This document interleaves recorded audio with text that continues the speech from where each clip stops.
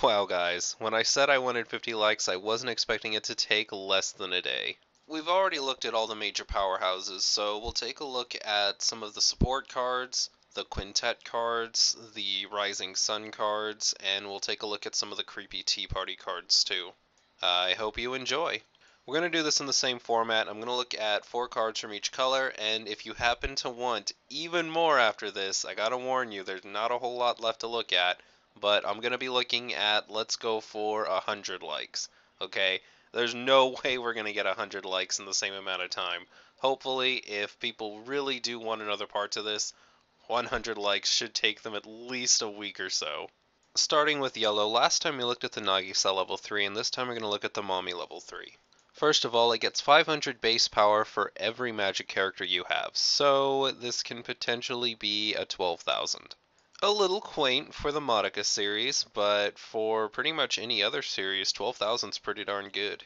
It also has a built-in version of the event card that gives all of your characters the ability that when their damage is cancelled, they deal 1 damage afterwards.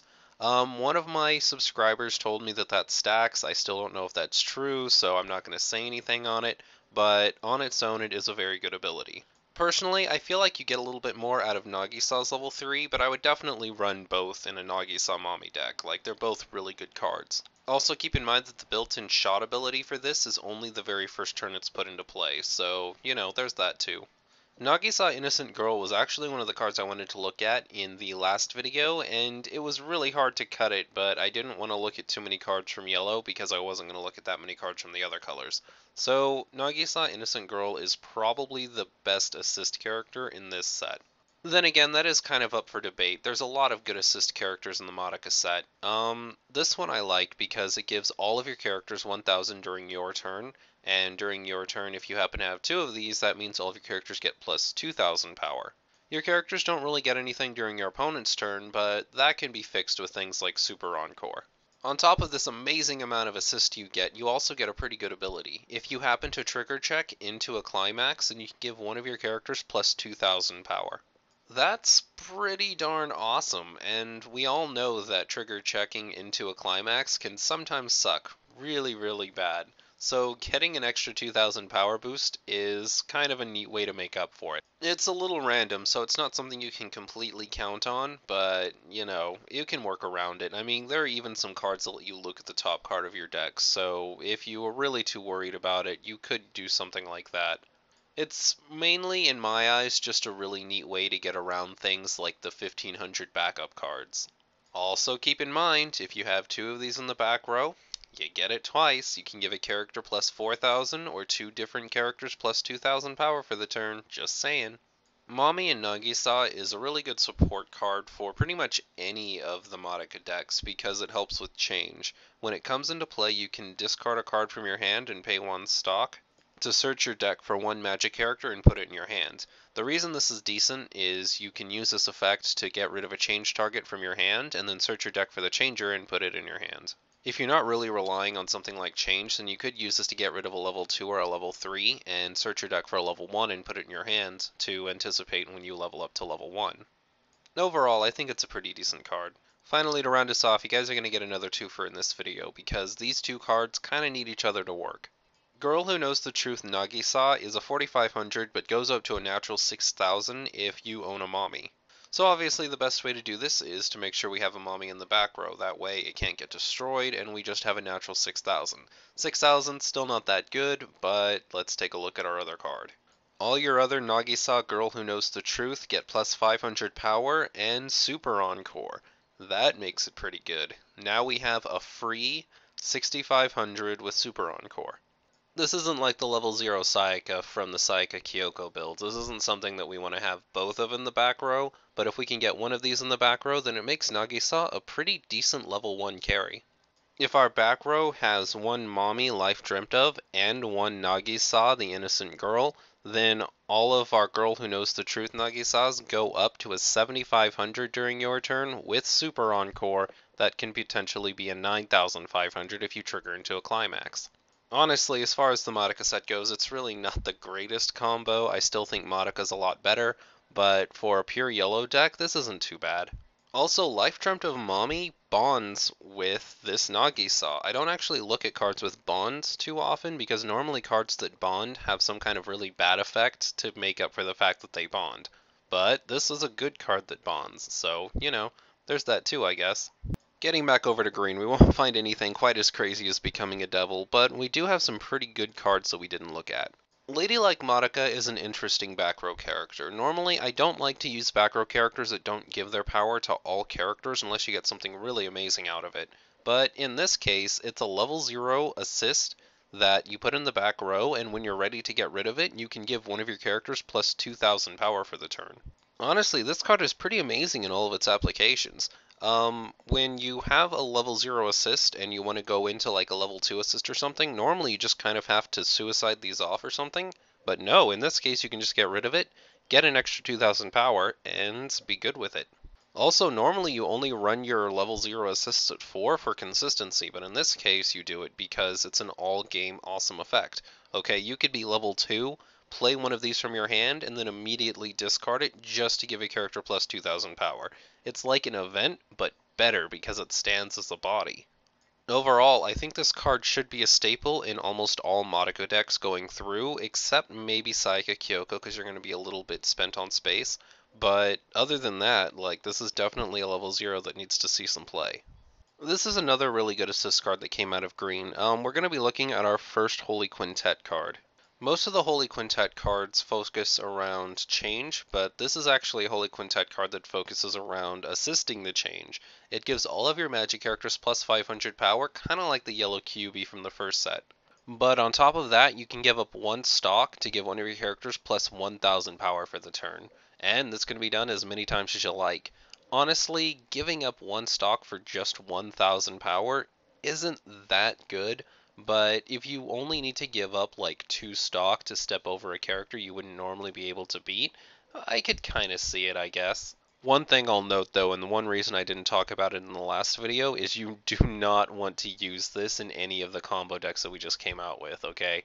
You don't want to use this in a Mami Nagisa deck because you need that stock for the 5 cost event at level 3, and you definitely don't want to put this in a green deck revolving around the ultimate Madoka and becoming a devil, because giving up one stock for 1,000 power is not worth it when you're level 3 and you need like 8 stock to pull off your combo.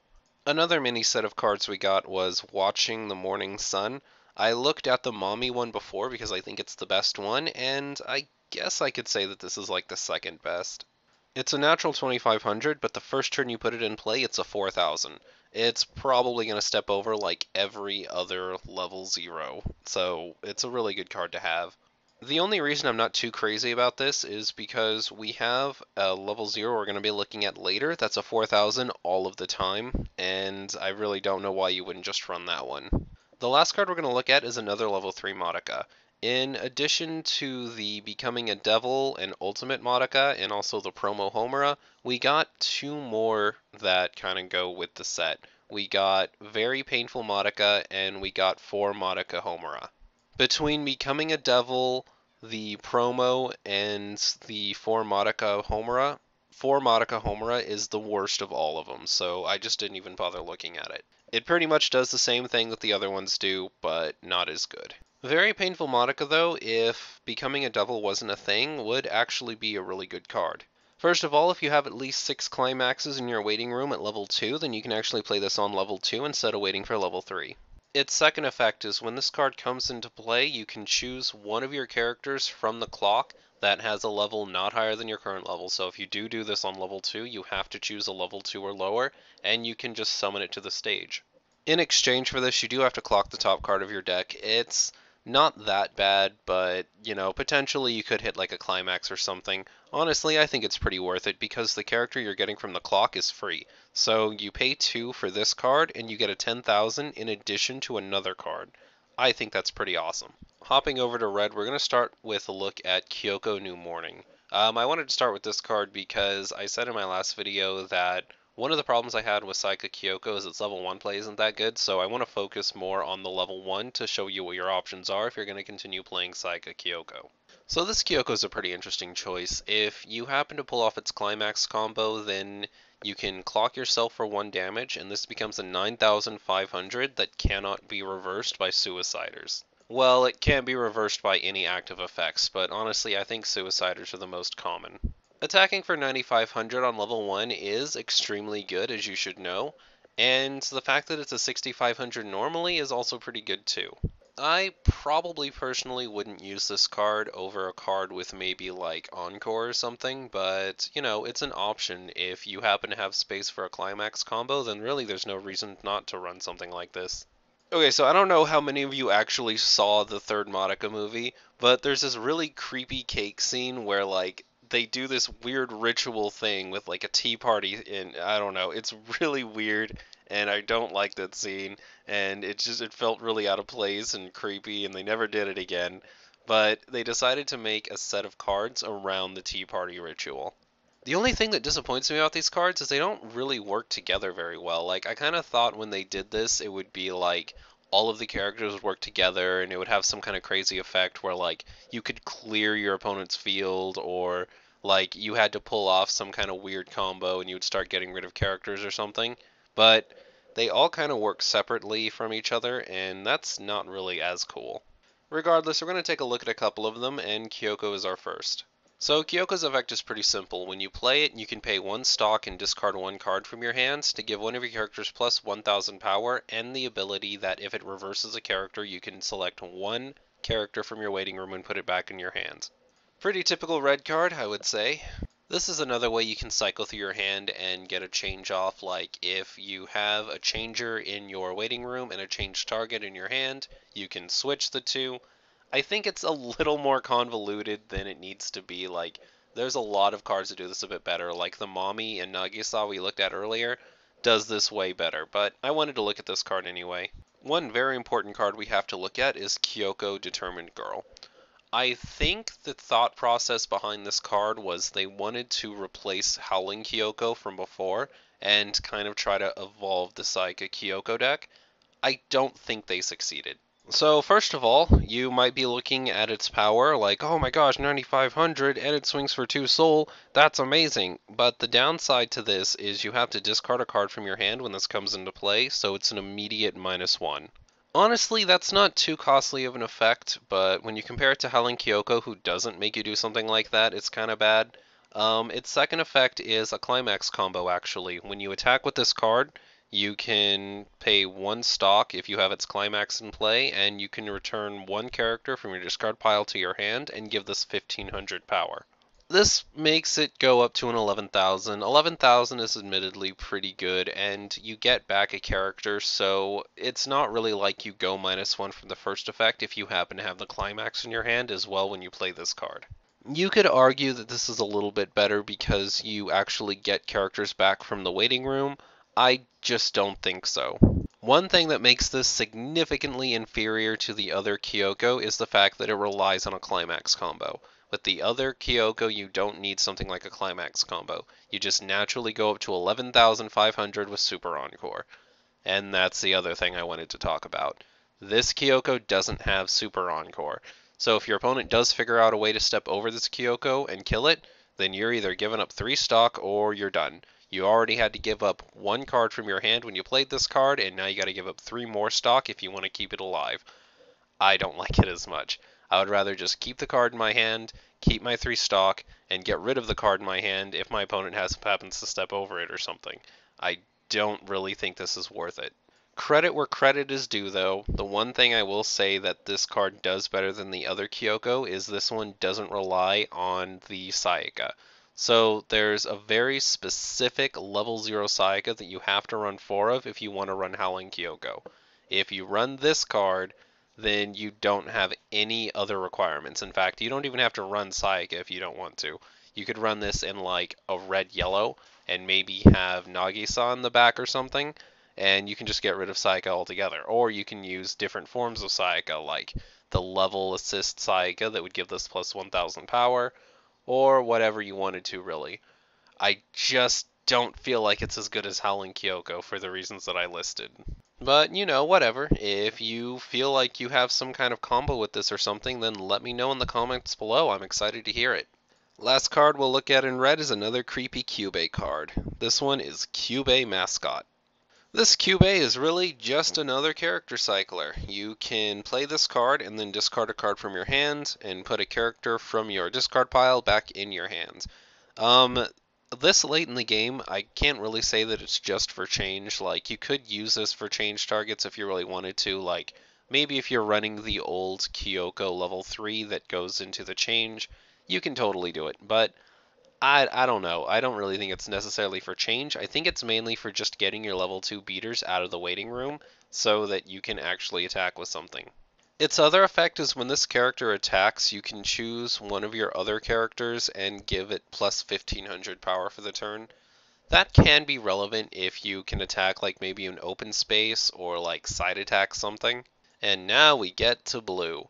We're going to start with Incredible Chan Sayaka. In English, this is probably going to be Miss Incredible Sayaka. And this is pretty decent. This is sort of an answer to Date Night Silica from the Sword Art set. It's a 4000, and really its only downside is during the climax phase, you have to reveal the top card of your deck, and if it's a climax, you have to rest this. So you have to go one turn without attacking with it. I honestly don't think it's that big of a deal. If you don't hit a climax, you're destroying pretty much everything else at level 0 except maybe that 5000 Miku.